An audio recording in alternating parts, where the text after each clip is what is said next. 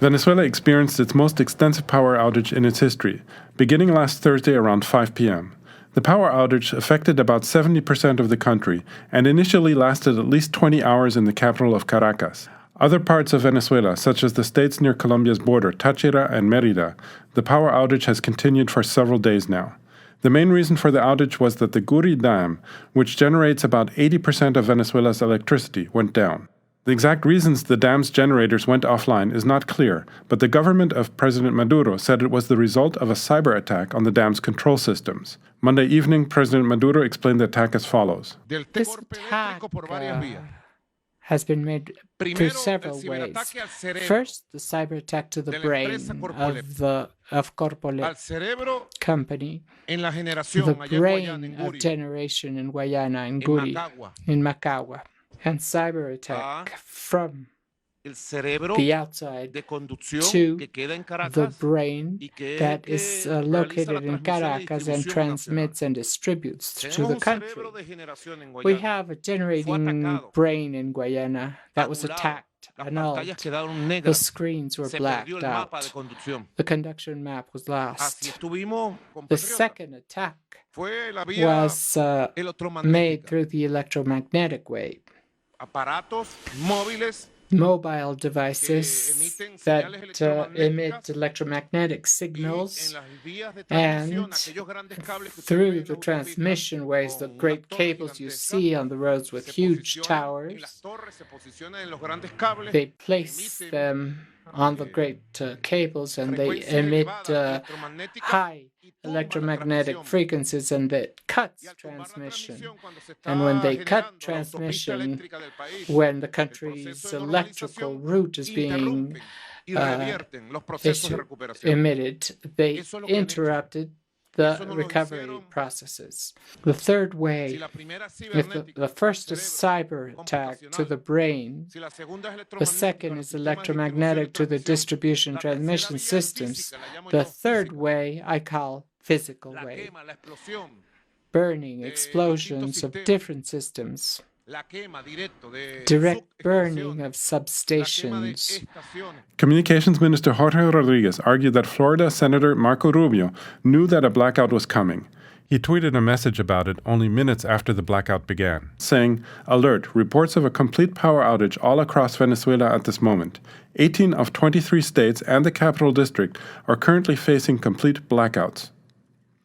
U.S. Secretary of State Mike Pompeo replied to the Maduro government's accusations with tweets of its own, stating, "The power outage and the devastation hurting ordinary Venezuelans is not because of the USA, it's not because of Colombia, it's not Ecuador or Brazil, Europe or anywhere else.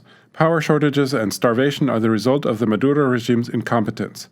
He followed up with, "No food, no medicine, now no power, next no Maduro." Complicating efforts to re-establish power in all of Venezuela is that the electric company has suffered massive brain drain, with numerous highly specialized electrical engineers having left the country over the past year. Also, as the New York Times noted deep in one of its articles about the outage, the sanctions have affected Venezuela's ability to import and produce the fuel required by the thermal power plants that could have backed up the Guri plant once it failed. Supporters of the Maduro government took to the streets on Saturday to protest against U.S. interference in Venezuela. An article in Forbes magazine observed that it is quite plausible that covert operations of the Trump administration could shut down Venezuela's power grid. The article's author writes, "In the case of Venezuela, the idea of a government like the United States remotely interfering with its power grid is actually quite realistic. Remote cyber operations rarely require significant ground presence, making them the ideal deniable influence operation. Given the U.S. government's long-standing concern with Venezuela's government, it is likely that the U.S. already maintains a deep presence within the country's national infrastructure grid, making it relatively straightforward to interfere with grid operations." The author goes on to relativize his argument, though, saying, on the other hand, outages are commonplace in Venezuela due to years of grid mismanagement. The country's power grid does not need the help of the NSA to experience yet another shutdown.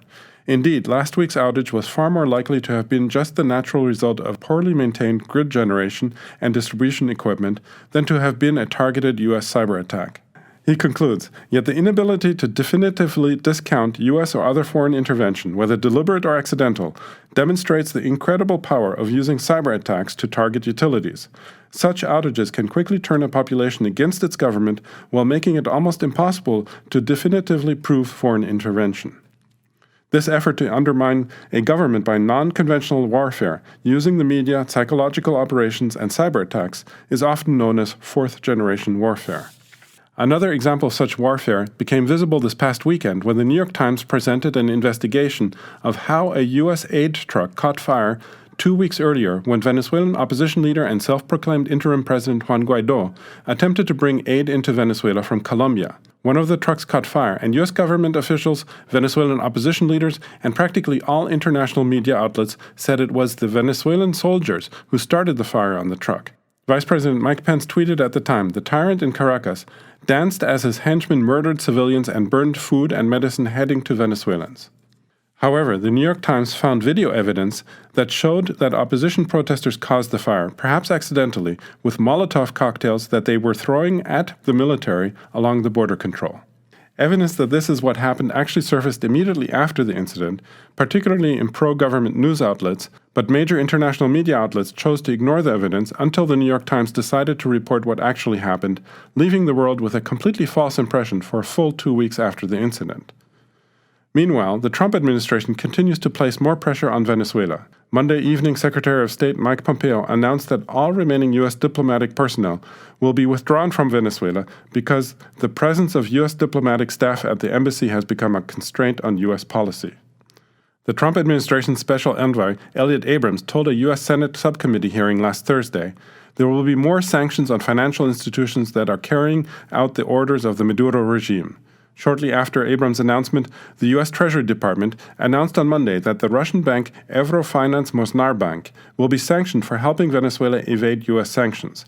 This signals an important escalation in the application of U.S. sanctions against Venezuela, far beyond its involvement in the U.S. banking system. Finally, when Trump released his 2020 budget proposal on Monday, the State Department specified what it plans to do with a portion of that money. According to the State Department website, the funds will go towards, quote, supporting transition in Venezuela, continuing democracy assistance for Venezuela, and including flexibility to provide additional funds to support a democratic transition or respond to the crisis there, including the authority to transfer up to $500 million between foreign assistance accounts.